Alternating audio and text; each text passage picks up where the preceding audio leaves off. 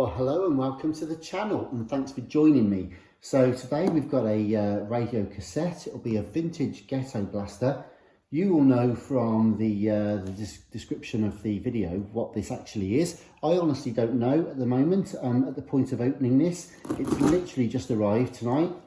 So I thought I'd open it today so we could have a look together and see what it is. And as with all the unboxing videos that we do on the channel, the idea with this really is just to have a little look, see what we've got.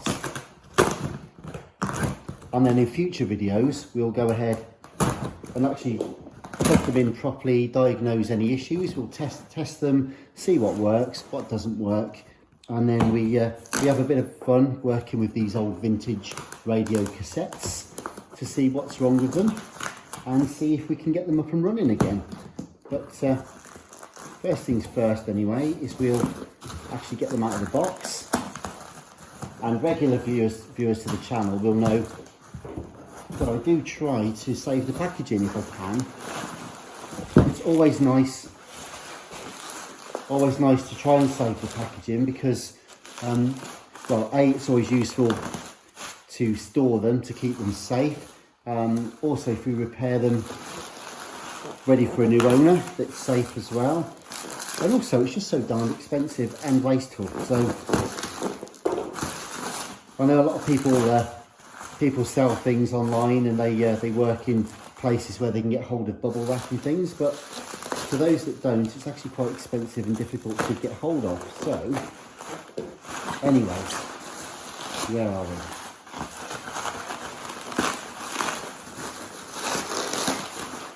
Right, so this will be a ghetto blaster. Of course, what they do is when people use gaffer tape or duct tape to close it, makes it very hard to open without damaging the bubble wrap. But we'll see. Okay, so here we have a 1970s Ferguson radio cassette player. Now this one here is actually the I'll just try and see if we can find it, a 3T04. Now I bought this for a bit of fun really. I must admit, if I look at this, I didn't know quite how bashed up it was. I don't know if you can see, but the side panel there is bent and hanging off. It's generally really grubby. The switch is missing. I didn't know about that, to be honest. It's pretty grotty. I don't know. I can't even read what the mechanisms are. It's so worn off on the top panel there.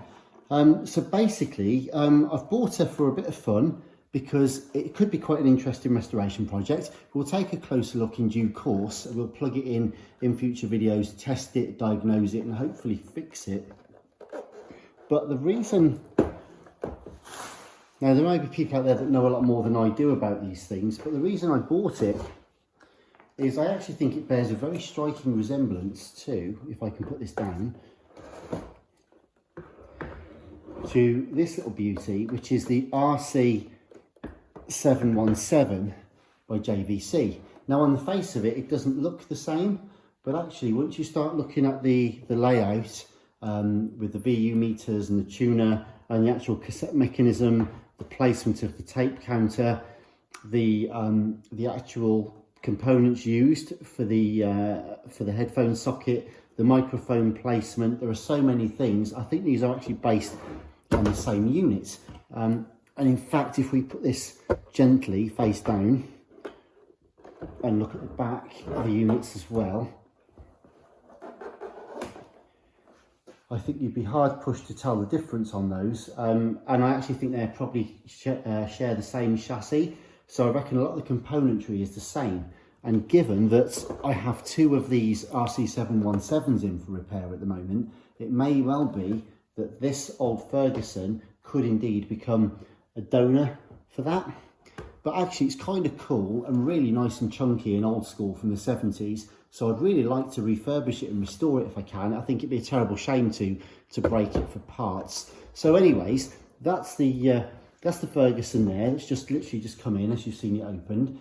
And so please do subscribe to the channel and stay tuned. As I say, we'll be plugging it in soon, testing it, diagnosing it, and indeed repairing it. So there she is, and thanks very much for watching. Do stay tuned, and I shall be back soon. Thanks again. Bye bye.